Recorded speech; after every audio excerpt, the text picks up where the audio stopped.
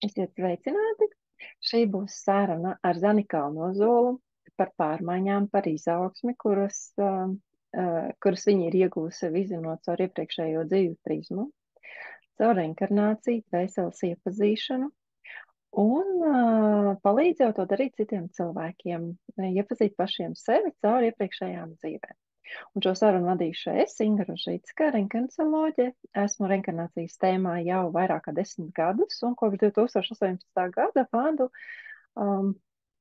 iepazīstinu cilvēkus ar reinkarnacioloģijas metodi, savām vajadzībām, priekš sevis, savai pašizziņai, latviešu valodā, un arī piedāvāju šo reinkarnacioloģijas metodu apgūt jau profesionālā līmenī, lai var strādāt jau kā pavadonis, konsultants. Un es tev, Zanīt, šobrīd nedaudz partincināšu un sākšu no pagājušā gada 12. māja, jo tieši 12. mājā 22. gadā tu startēji pirmajā kursā praktiķis. Un šī kursa nobeigumā es piedāvāju saviem studentiem aizpildīt anketiņu, un tu arī viņi man aizpildīja. Paldies tev par to. Un tur ir jautājums, daudz dažādi jautājumi, un viens no tiem jautājumiem man, ar ko tu pirms tam vispār nodarbojies, pirms tu uzsāki šo kursu. Un tu esi cilvēks, kurš darbojas turismā, personāla vadība, tā skaitā. Un, ja tu spēj atcerēties, kas bija tas atslēgas vārds, kas tev tā kā pamudināja mesties iekšā šajā reinkarnācijas tēmā, šajos ceļojumos, sevi izzināt? Sveiciens visiem, kas klausās. Jā, es atceros, kas bija tieši tas, kas man lika izvēlēties reinkarnacioloģiju. Es biju daudz lasījusi par šo metodi, daudz interesējusies, jo man dzīvē ir bijuši tādi brīži, kad man ir svarīgi bijis zināt, kas notiek pēc tam, kad cilvēks aiziet no zemes. Un tādā veidā es tā kā meklēju savu mieru, lai es zinātu, ka ar nāvi nekas nebeidzās. Un es jau pirms tam gadus 6 aktīvi meklēju, interesējos, kas un kā tad notiek ar to dvēseli, kas vispār ir dvēseli. Bet, ja runājam tieši par to maiju, kāpēc es tieši pagājušajā gadā, es goda vārds neatceros. Es nezinu, jo man tiešām tā sajūta līmenī, man liekas, kā man atmiņā nāk, man liekas, ka man tur vienkārši kāds pagrūda, ej, tev to vajag. Tur tu iegūsi atbildes uz visiem saviem kāpēc, kas tev visu mūžu ir tirdījuši un sapratīs, ka ar tev viss ir kārtībā. Tā kaut kā. Un tu intuitīvi vienkārši plūdi, sanāk tā, ka tu jau tādā brīdī jau tā kā ticēji sev, savai intuīcijai un vienkārši plūdi tur, kur tev tā kā mēs. Es ticēju, bet, teiksim tā, apšaubīju. Es svārstījos starp to, vai ar mani viss kārtībā, vai tomēr kaut kas nav kārtībā. Jo es dzīvoju tādā vidē un starp tādiem cilvēkiem, kas par tādām lietām nerunā. Tad es tā kā viena pati izzināju to visu, kas man interesēja un likās savādāks un tāds ar acīm nesaskatāms. Tad, jā, tā kaut kā. Tad kāda ir tā atšķirība? Ja tu pirms tam svārstījies, principā, kāda tātad Zane pirms uzsākot šo izziņas ceļu saistībā ar reinkarnāciju, iepriekšējām dzīvēm, tu svārstījies, tā kā līdz galam neticēji, un kāda tu esi tagad, kad jau ir pagājis, principā, gads, tu esi gādu šajā informācijas laukā, reinkarnācijas tēmā. Kāda ir šobrīd Zanes versija? Kā tu jūti šīs pārmaiņas, kas ir noticis ar tevi, kas mainījies? Laikam jau tas lielākais un svarīgākais, kas ir mainījies, es ticu sev, es ticu tam, ko es jūtu un zinu. Es vairs neapšaubu to savu normālumu, es zinu, ka es esmu pavisam normāli un parasts cilvēks, kas vienkārši vairāk jūt pasauli un līdzcilvēku. Un vēl viens, kas ir tāds ļoti, ļoti izteikts. Žēl, ka šeit nevar ielikt mazu video no pirmā kursa, pirmās nodarbības, kuras iepazīstina ar sevi. Ja šodien man runājot ir uztraukums, tad tur man bija panika par to, ka man ir publiski jārunā, jo man pašvērtējums bija ļoti zems, un tas ir ļoti, ļoti liels ieguvums, kad viņš tagad veselīgi aug. Viņam ir vēl kur augt, bet viņš ir tā veselīgi un harmoniski aug un veidojās, lai es varētu būt tāda kā patiesā es, lai to, kas man iekšā, es varu izlikt ārā, lai man nebūtu jāslēpjās kaut kur stūrī ierāvušai. Ierāvušai, ievad nemāk pateikt, jā. Jā, pašvērtējums, tas arī īstenībā bija viens no, kas man pārsteidza, ka ar šo metodu vispār to var kaut kādā veidā celt, izprast, jo man likās, kad, ejot uz tiem kursiem, kad vienkārši papētīs un papētīs, kas tad ir tās iepriekšējās dzīves, un iegūst tam apliecinājumu, ka viņas tiešām ir, bet ka ieraugot, saprotot, sajūtot arī sevi kā personību var mainīt. Tas man bija liels pārsteigums.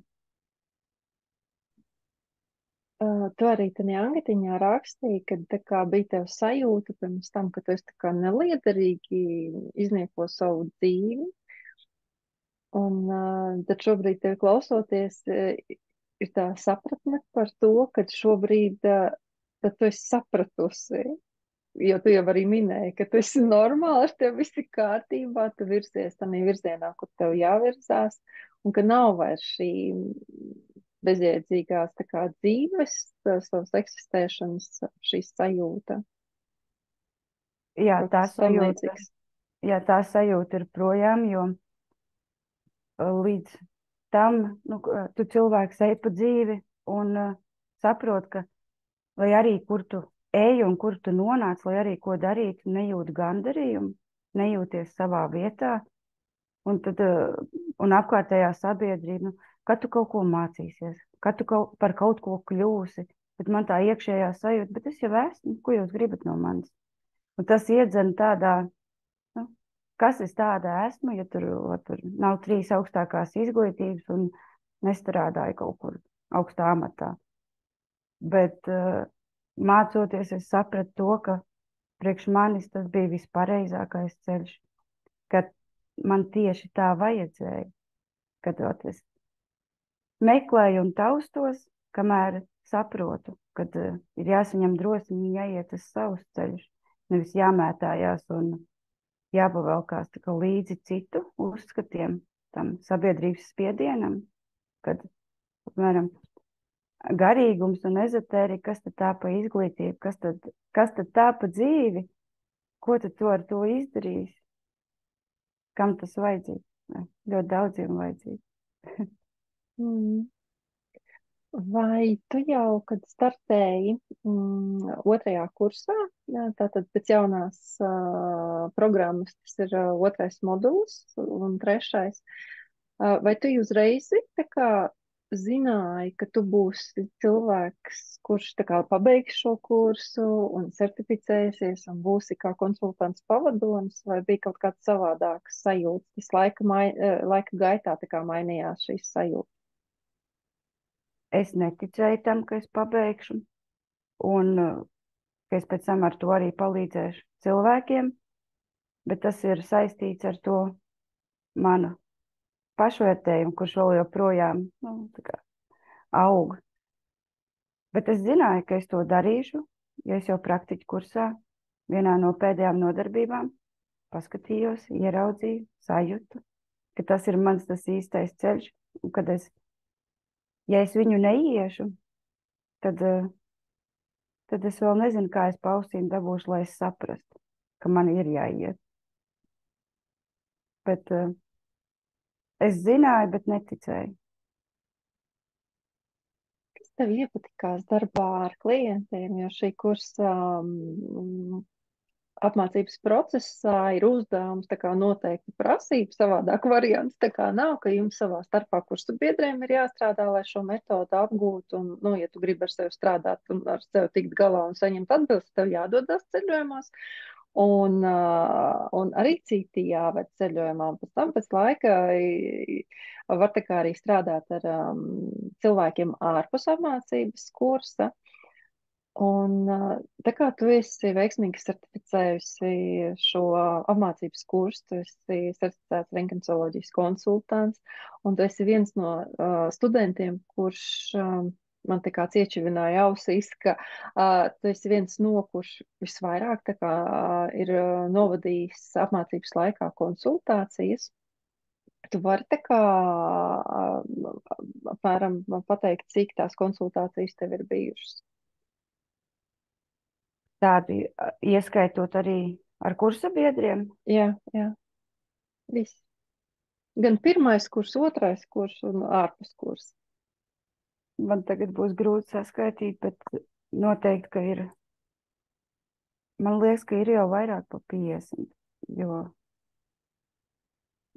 es tā precīzi nepateikšu, bet es vienreiz skaitīju, cik es esmu bijusi ceļojumos. Tad man bija tuvu tam skaitlim. Tad es pieļauju, ka es tikpat arī esmu vedusi. Un tas ir, tie, kas nezina, tas ir ļoti labs rezultāts īstenībā. Tad, kad apmācības kursa laikā ir ap 50 ceļojumiem, tas nozīmē, ka tu katru tēmu esi izceļojusies un pat vairākām reizēm, nu, kaut kādi tie momenti var būt, un tas ir ļoti labs rezultāts. Un tu esi viena no tām studentēm, cītīgajām, kur nāca uz nodarbībām un arī stāstīja šīs pieredzes ar klientiem un uzdeva jautājumus, vai pareizi, vai nepareizi, vai es tur varēju vēl kaut ko darīt un kā. Un tas ir ļoti apsveicami, ļoti, ļoti labi, jo tad, kad ir šie jautājumi un tad, kad cilvēks iet ārpus savas komforta zonas un trenējās, jo, protams, ar studentiem, saviem kursu biedriem ir tā jautri, forši, vieglāk. Bet tu biji tas students, kurš tomēr gāja ārā, jo saprata, ka vajag uz citiem trenēties, jo tu ar saviem jau esi pieradis, jau salāgojies ar viņiem. Un jā, ar šiem saviem stāstiem un jautājumiem arī saviem kursabiedriem palīdzēja arī izprast daudzas lietas. Un tā kā tu arī minēji šo, ka tev tas ir bijis zems tas pašvērtējums un tā ticība švaka, tad kas bija tas, kas tev tā kā iepatikās darbā ar klientiem, ar cilvēkiem, jo tomēr tā ir iziešana ārpus savas komforta zonas un sākt kaut ko darīt, ko tu neesi darījusi. Jo, kā es saprotu, pirms tam tu neesi nevienu nekādā veidā konsultējusi, kā konsultants speciālists kāds. Pareizi? Jā, pareizi.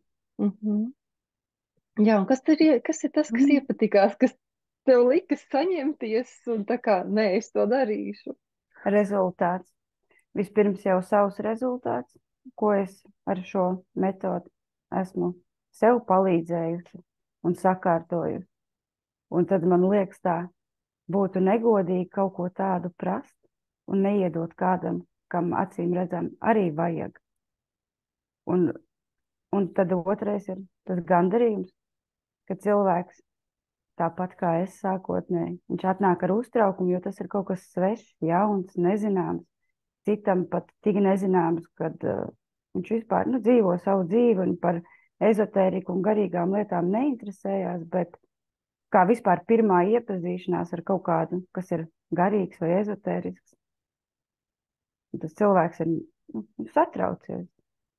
Tad, kad viņš atgriežas no ceļojuma, tad acīm redzami var redzēt, kā cilvēks mirdz un ir priecīgs. Un man tas cilvēka prieks un tas, ka viņš ir to savu problēmu vai nu atrisinājis, vai izpratis, vai vienkārši ar piepildījies ar to gaišo labo, man dod tādu gandarījumu un enerģiju, kas tā kā velk uz priekšu, ka es nevaru apstāties. Tas nekas, ka man pirms katras konsultācijas arī ir uztraukums. Vēl joprojām, kad man tur var pirmo meditācijas vārdu var nodrebēt, bet man vienalga tā vēlme to darīt ir lielāka par tām bailēm. tā vēlme palīdzēt. Jā, jo katru reizi jau biežāk mēs to darām, jo tā vieglāk, harmoniskāk mēs ar to visu saplūstam. Jo retāk tas notiek, tas ceļojums, tad katru reizi ir jāsņemās. Un īstenībā arī man kādu laiku atpakaļ ir bijis tā, ka, ir tāda perioda, kad ir tie klienti, cilvēki, īpaši tad, kad es strādāju tikai ar klientiem. Tagad, tā kā man ir apmācības, tad es gan apmācības, gan ir klienti visādi. Bet tad, kad es vēl strādāju tikai ar klientiem, tad bija tādi kaut kādi periodi, kur es tā kā apzināti biju ņēmusi kaut kādas pauzītes, atpūsties visiem vajag, un reizēm tas neapzināti ir noticis, kad ir kaut kā tu padomā tās, apnika man tur kaut kas, es esmu nogurusi, un tingš, un klients nepiesakās vienkārši, pēc, kad es pateicu, kad es esmu nogurusi, es neko negribu.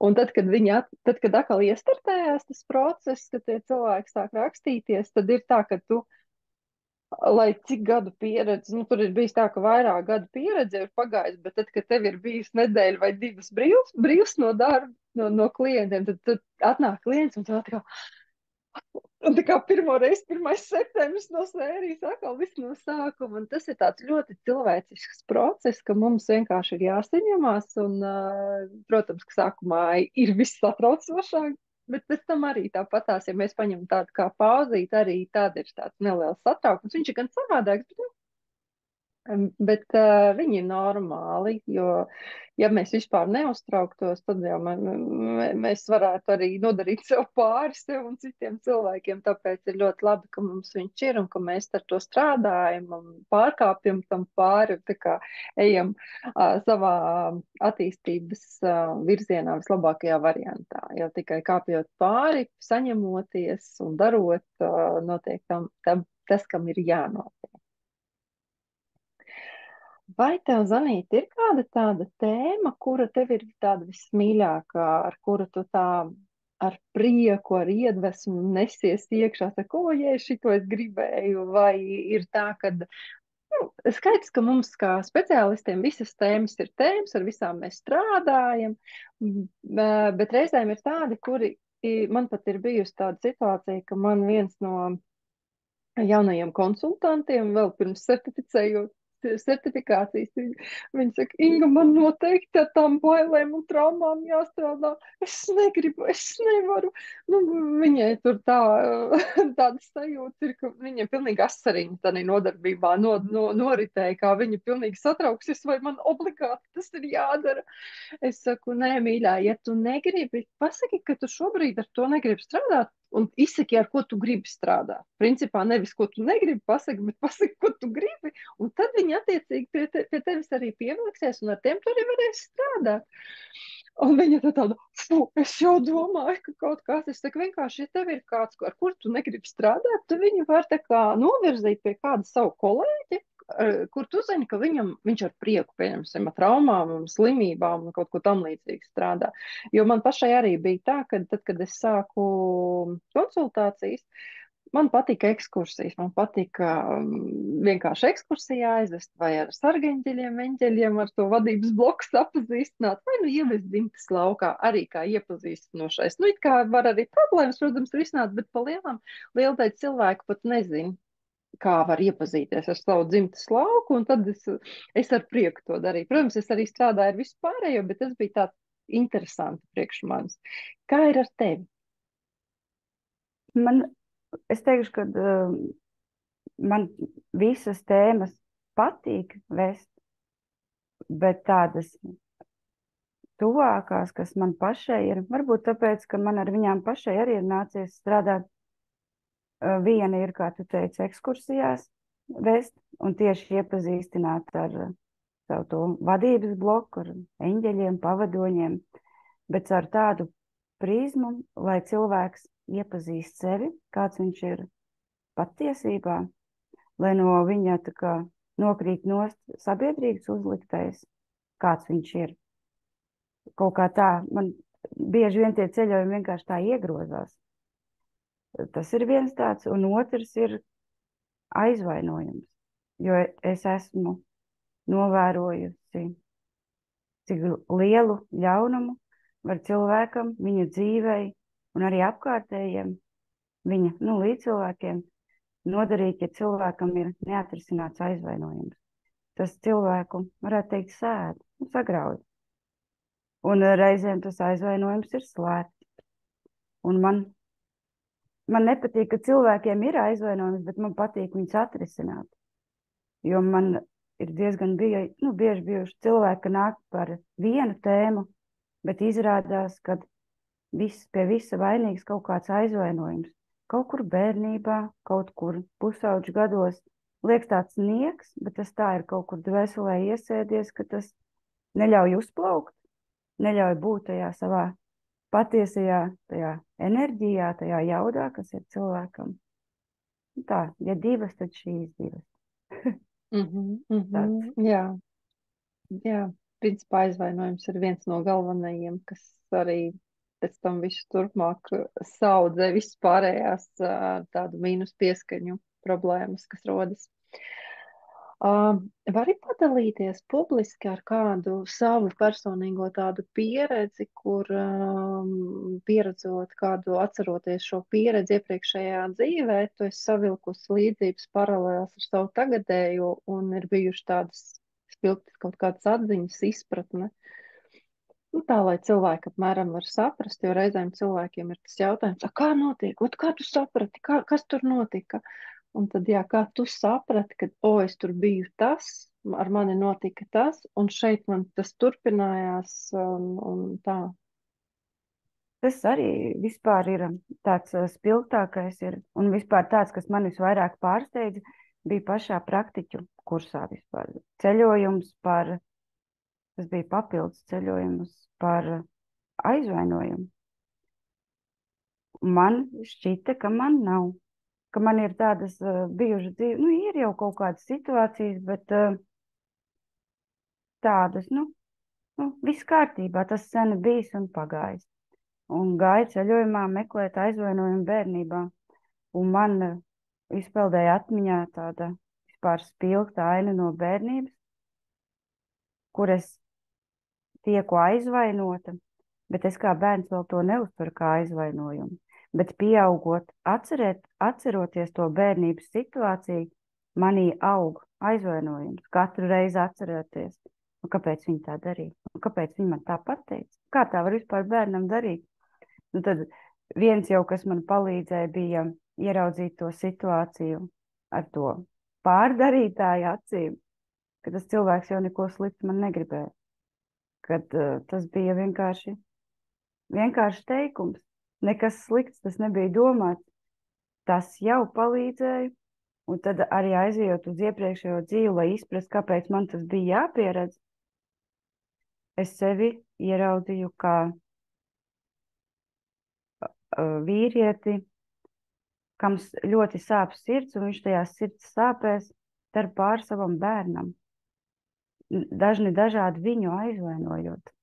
Un ar katru reizi tas aizvainojums pret to bērnu tiek aizvien spēcīgāks, izvērsts tāds.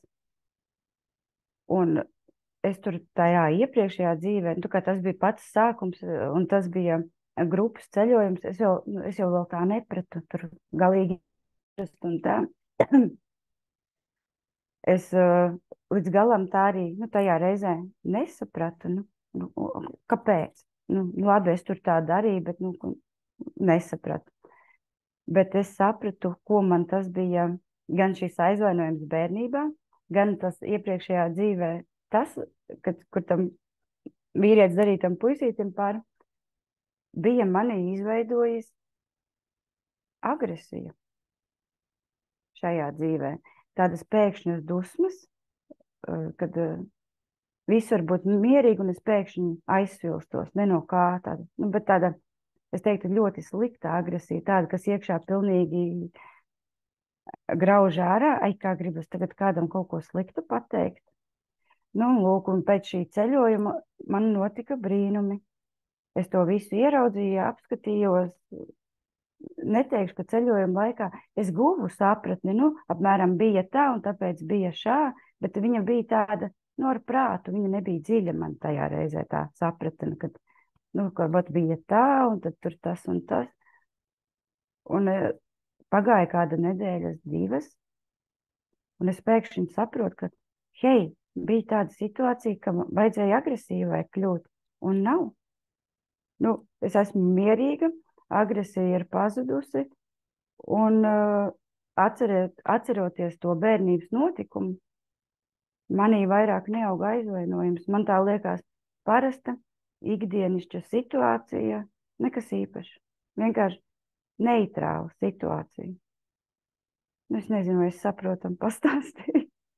Jā, viss ir Jo, skaidrs man, jo tas jo, tā arī notiek, jā. jo man jau pārsvarā tā lielā transformācija un pārmaiņas notiek sajūtu līmenī, un sajūtas ir ļoti grūti nodot. Tāpēc es visiem, kas man prasa, kā tas ir, es saku, atnāc vienreizīt pamēģini, jo tikai tā var saprast, sajust un zināt, kā tas darbojas.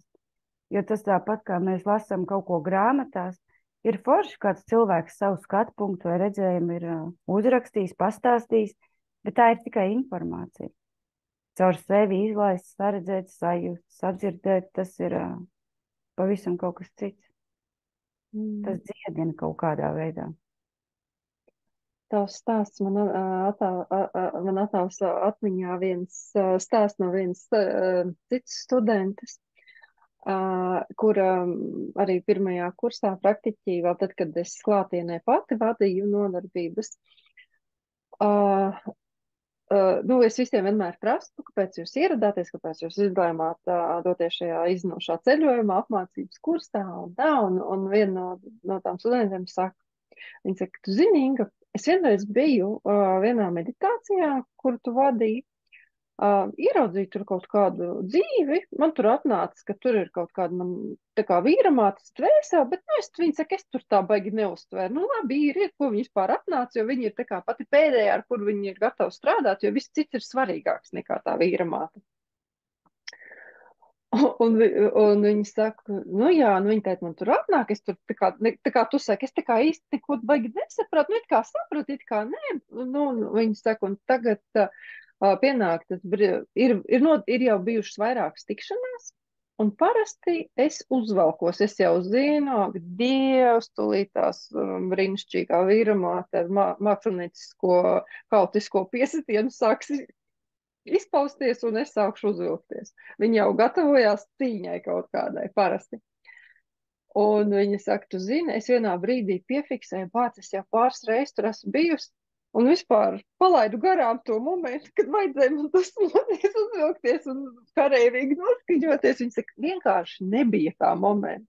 Un viņa saka, tu zini, Inga, šis ir baigi foršais moments. Es izlēmu, ka es nākšu arī pamācīšos. Mazums vēl kaut kas man sakārtos manā dzīvē, un es vairāk nereaģēšu, tā kā es parasti reaģēju.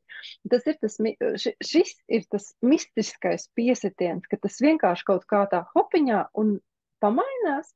Un ir arī tā otra puse, kad atnāk atziņa, izpratne, un tev tā kā pasaka, un tagad dari tā, vai kaut kā tur nedari, attiecīgi, kad ir kaut kādām fiziskām darbībām jābūt. Un ja cilvēks izdara to fizisko darbību, tad arī kaut kas uzreiz tik samainās, nu, un ja tu neizdari, nu, tad var vilkties tālāk. Tas tā baigi interesanti šitie visi, tas transformējošais, dziedinošais process, viņš ir, tā kā tu arī saki, jā, atnāc pamēģini, kā tev to izskaidrot, kā tas būs tev, mēs to nevaram nevienam, vienkārši pamēģināsi, uzzināsi. Jā, es arī parasti saku, ka tas ir kaut kā, ka šī metode ir tāda kā praktiskas zināšanas, un tur kaut kāda maģija ir. Nu, kaut kāds brīnums tur ir, to nevar vārdiem izstāstīt. Un to neviens galvenais arī nevar īsti pierādīt, kas tur nostrādā tajā brīdī, jo neviena kopija-paste varianta nav. Mēs visi esam absolūti dažādi, unikāli, un līdz ar to tur kaut kas tur nostrādā, pārslēdzās, pa savam pārslēdzās. Vēl kāds gadījums, ko tu atceries, ko var padalīties? No tādiem spilgtākiem tas ir dvēseli pasaulē, kur es iepazinos ar savu dvēseli. Jo es nākot uz kursiem ticēju iepriekšējām dzīvēm, esot kursos ticēju, bet vienmēr ir tas mazais šaubu graudiņš, kas kaut kur grauž, un nevienmēr tas ir paši, tas ir kāds pasaka, ne, nu tu tiešām domā, ka tu redzi iepriekšējās dzīves, tev vienkārši laba fantāzija, vai ne? Un tad tu tā kā nedaudz pavelcies līdz tā cilvēka šaubai, ne jau, nu, pat ne savējai, un tad ceļojums, kas bija iepazīties ar savu dvēseli ģimeni, tā kā tuvāk stāvošajām dvēselēm un ar savu dvēseli, tas mani pārsteidza, jo viņš arī bija. Es viņu gan vizuāli redzēju un sajūtās. Un tad, kad es sajūtu tās sajūtas, kāda tad ir tā mana dvēsele, un viņa tajā brīdī nemaz nebija līdzīga man, kā es cilvēks. Un es domāju, nu, sajūtas es izgudrot nevaru. Tās sajūtas ir tādas, ka, nu, kā uguņošana tevī iekšā, vai nevar pateikt, bet tas bija tas, kas man pilnībā noņēma visas šaubas. Man pēc tam varēja stāstīt, ko gribu. Man nekādīgi neviens nepierādīs, ka tas, ko es zinu, jūtu vai redzu, ka tā nav. Jo es noteikti zinu, ka tā ir, jo sajūtas izdomāt nevaru. Var izdomāt kādu ainu, bet nu arī diez vai es būtu spējīgi izdomāt 50 iepriekšējās dzīves. Tad man ir jāraksta grāmatas, kā tu kādreiz arī teici, ja kāds var, tad lai raksta grāmatas. Bet tieši tās sajūtas, jā, kad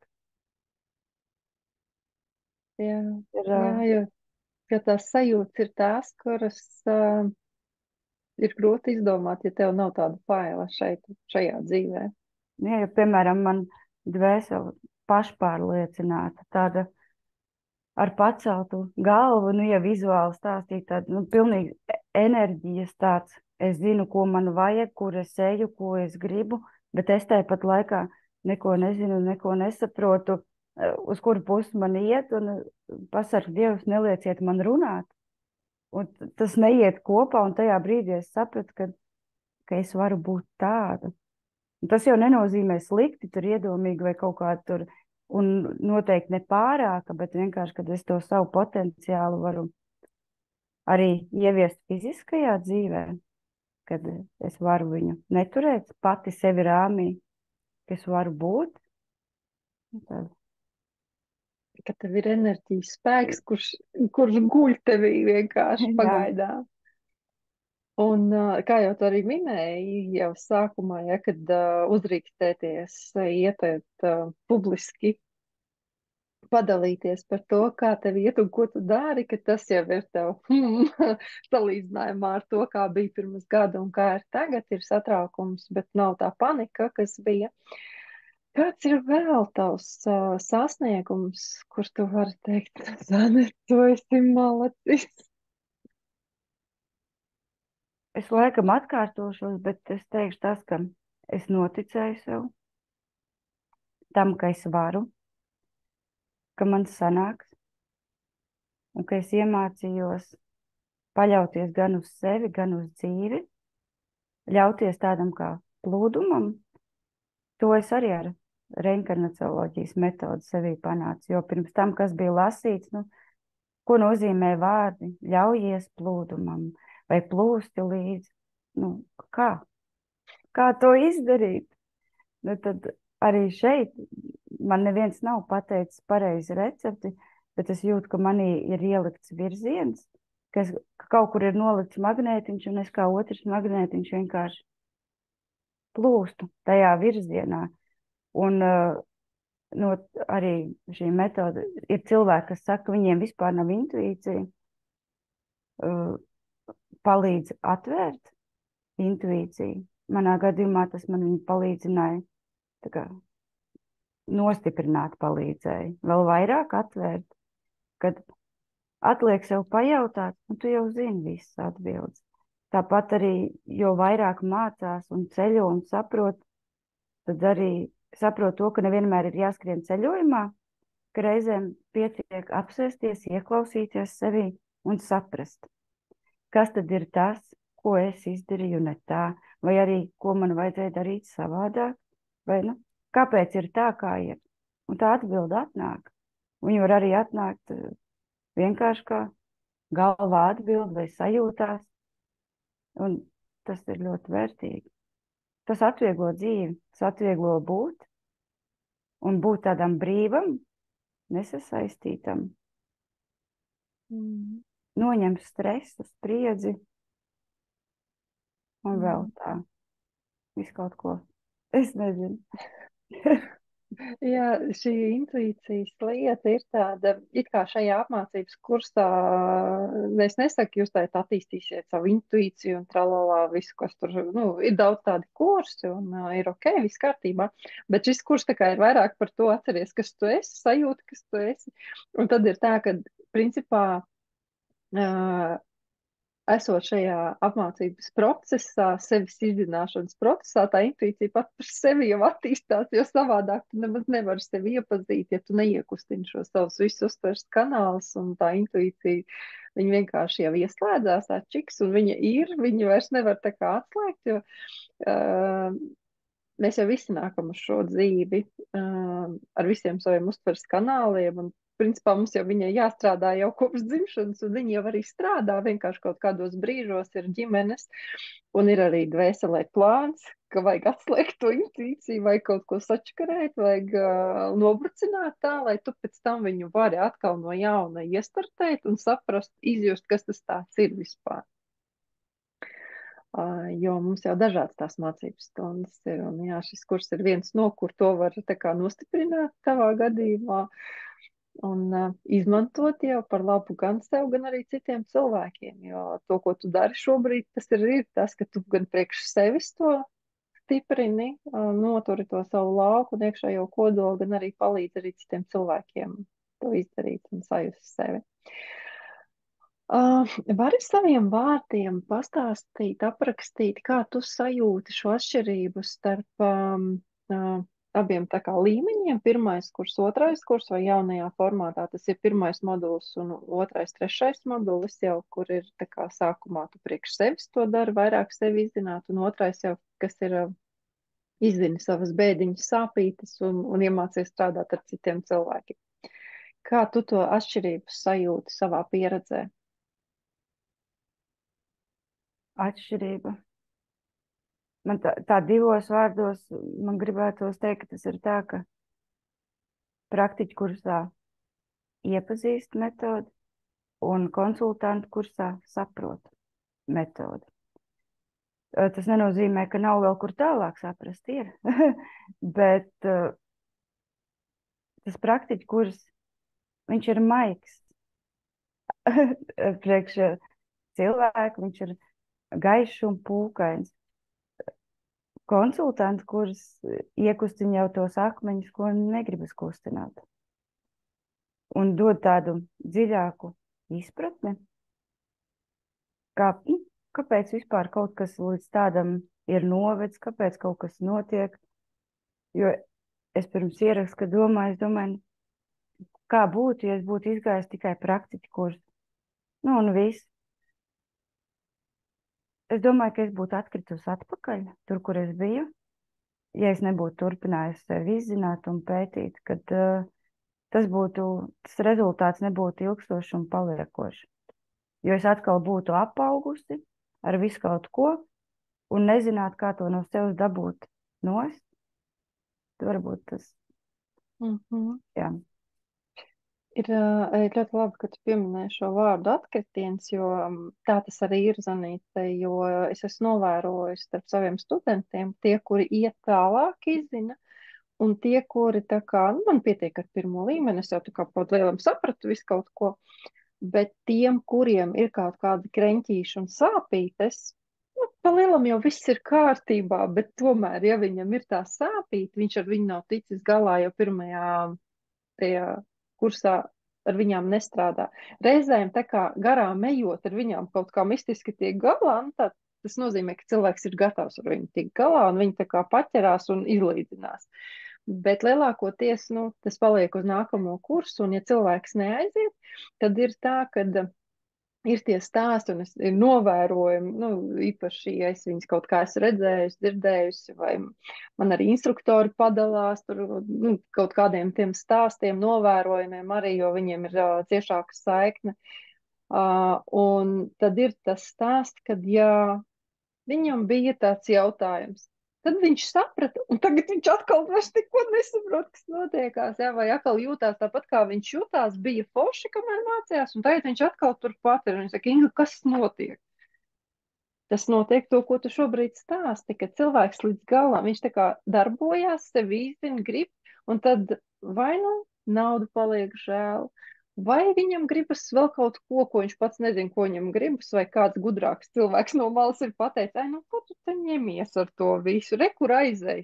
Un viņš aiziet kaut ko citu pataustīt. Viņš atkal patausta, atkal līdz galam neaiziet, jo vēl kāds pasaka, ai, nu, vai re, kur ejam uz šejienu tagad. Un tad ir tādi staigātāji, skraidītāji, kas vis kaut kur izskraidās, līdz galam neizdara. Un tad ir tāds, nu, tu pusratā paliec, līdz galam neesi sakārtojis to visu, un tad gribot, negribot, tas tīri automātiski notiek, kad notiek tas atkritiens. Un tajos brīžos, kad ir atkritiens, tad ir vajadzīga tā atbalsta roka kāda, kas tev piepalīdz un to izdara. Bet ja tu pats kautrējies un nesaproti, ka tev ir jāiet kaut kur tālāk, jāmeklē tas atbalsts, jo atkritiens ir tā kā pārbaudījums, pārbaudes, nu, eksāmens. Un tagad, kad tu esi atkritis, vai tu saprati, kas ir noticis, vai tu saproti, kas ir jādara šobrīd? Un tie, kas ir tādi apģērbīgāki, apsviedīgāki, tad viņi atžuģu un kaut ko dara, lai tā kā iet uz priekšu. Un ir tādi, kuriem varbūt ir slinkums vai aiz nezināšanas, un viņi tur vienkārši sēž kaut kur, un tad no malas atnāk kāds cilvēks un saka, nu, es tak tev teicu, ka tas nekur nedara, ka tas tur nestrādā. Jā, īstenībā viss ļoti labi strādā, vienkārši cilvēks līdz galam nav izdarījis. Nav tā kā odziņus tortus uzlicis, lai tas viss smuki nobeigtos, sakārtotos. Jā. Ir vēl kaut kas, ko tu gribētu pastāstīt, ar ko padalīties, ko es tev neesmu pajautājis? Nezinu, varētu jau daudz ko stāstīt, bet nevajag varbūt visu vienā reizē izstāstīt. Vai kaut ko noslēpumā paturēt? Nākamajai intervijai. Iedomājies, Zanīte, kā tas klausās. Joprojām klausās mūsu sarunu, un viņš ir sajūtis, es gribu pie tās Zanas aiziet. Nu, baigi foršā ir, vai nu viņam ir ieslēdzies tas atpazīšanas impulss ieslēdzies. No atpazīšanas tas ir tad, kad viņš klausās, visus klausās, un pēkšņi pie Zanas viņš apstājās ar muti vaļā, lielām acīm, saprot, bāc, tā tak ir viņa. Tā tak ir viņa, kura man ir vajadzīga, kura man var palīdzēt rast atbildes maniem jautājumiem. Tad kas tam cilvēkam ir jādara, lai viņš pie tevis nokļūtu? Cilvēks var ierakstīt Facebookā Zane Kalnožola un uzrakstīt man, vai arī Instagramā atrast sarunas savienojumā un uzrakstīt tur man. Un es noteikti būšu atsaucīga. Sarunas savienojumā. Ļoti skaisti. Bet ir taču tā, ne? Jā, es domāju, kā savādāk pateikt, lai nebūtu garais vārds reinkarnacioloģija. Tad man nāca sarunas savienojumā vai saruna ar sevi. Būtībā tas ir tas pats. Jā, un kas viņiem ir jāraksta, lai tālāk noritētu tā visa tā procedūra līdz brīdim, kad viņi pie tevis nonāk? Kāpēc es tā prasu? Es tā ik pa laikam visiem atgādinu to, kad ir cilvēki kautrīgie, kuriem ir nērti rakstīt, kuriem liekas, ka viņš nemāk rakstīt, un viņš nezin, kur pareizi ielikt komatu un tam līdzīgi. Nu, ir arī tie, kuri visi, protams, skaisti māk rakstīt, bet tāpat tās kautrējās. Tad kas viņiem ir jāizdara, lai uzsāktos šis process, šī vienošanās, kā tas process viss notiekās? Pirmais jāzina, ka es neprotu salikt pareizi komatus. Tad, kad es atbildēšu. Ja tas traucē, tad labāk zvanīt, ir paprasīt telefonu numuru. Bet brīvā formātā. Tie, kas nav kautrīgi, var jau pastāstīt par to tēmu vai lietu, par ko grib nākt ceļojumā, uz sarunu. Bet, ja cilvēks pats nezina, bet vienkārši grib, tad es domāju, ka mēs kopējā sarunā nonāksim pie tā, kas Vienkārši ir es tas, vēlos kas pie tevis uz ceļojumu, kas man jādara, vai vienkārši es vēlos ceļojumu, un tad jau Zane atbildēs, un tad jau tā. viens jautājums aiz otru, un viss tiks noskaidrots. Un kādā formātā tu strādā? Online, klātienē, abos variantos? Es strādāju abos variantos.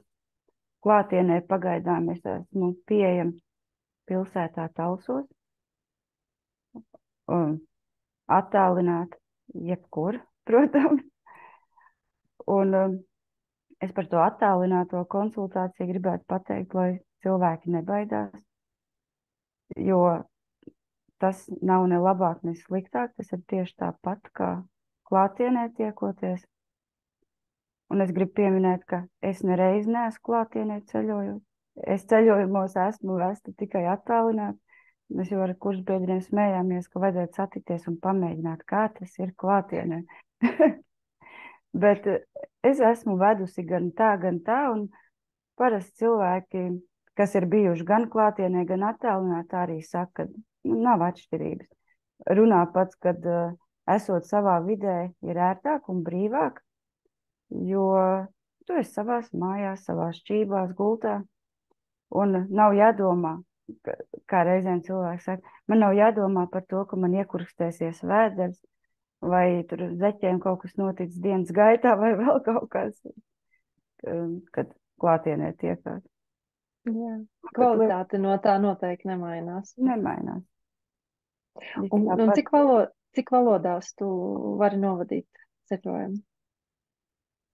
Es teiktu, ka vienā latviešu valodā. Jo es krievu valodu saprotu, bet, ja es vēstu krievu valodā, tas varētu būt smaidīgi. Jo man tā krievu valodas galotnēm ir tā, kā ir. Um, ļoti interesanti. Šeit gribu pastāstīt ne savu pieredzi, bet savus kolēģis pieredzi, bet es viņā biju iesaistīta. 19. gadā, ja es pareizi atceros, man bija jābrauc uz Franciju vienkārši atpūsties, un tādā brīdī arī vīrs tur strādāja, un vienmēr sakot, ir viss norganizēts, ka man jābrauc, es sāku bīdīt savus klientus ātrāk, vēlāk kaut kā, lai man tur izbrīvējās tas laiks. Un tagad ir viena kliente, un nav ierakstīts man telefona numurs, es viņu meklēju e-pastā, Facebookā, vēl kaut kur, vienmēr sakot, es buros, pierakstos, domāju, nu, kur varbūt es pierakstījusi, kas tas varēja būt par dienu datumu, vienmēr visu savu blociņu esmu izšķirstījusi, domāju, mazums es reizēm pierakstu numurus, vārdus, un datums kaut ko, un nevaru atrast to klienti, nu kā viņa man vispār ir pieteikusies? Telefonā numurus skatos jau gadu gandrīz, šķirstu. Nu, nav variantu. Es teicu, zvanu savai kolēģei, es saku, klausies, mīdā, tāda lieta, kas tev tādā datumā ir ieplānots? Viņa saka, nu nekas nav, es saku, klausies, man ir sarunāta konsultācija, bet es nebūšu Latvijā un būs baigi stulbi, viņa atnāks pie durvīm un neviena nav. Tā bija klātienes konsultācija sarunāta. Un tā kā online nekas nebija runāts, un es arī nezināju, kā tur to internetu ir.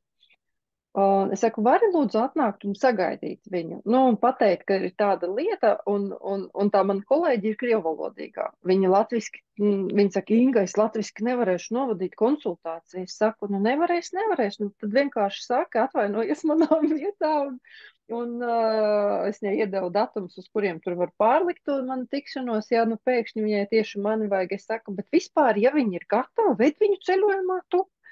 Viņa saka, nu kā es tagad tavu klientu? Es saku, nu ko nozīmē manu klientu? Nu man tā ir viss izveidojies. Es viņu nevaru atrast, lai ar viņu vienotos par citu datumu.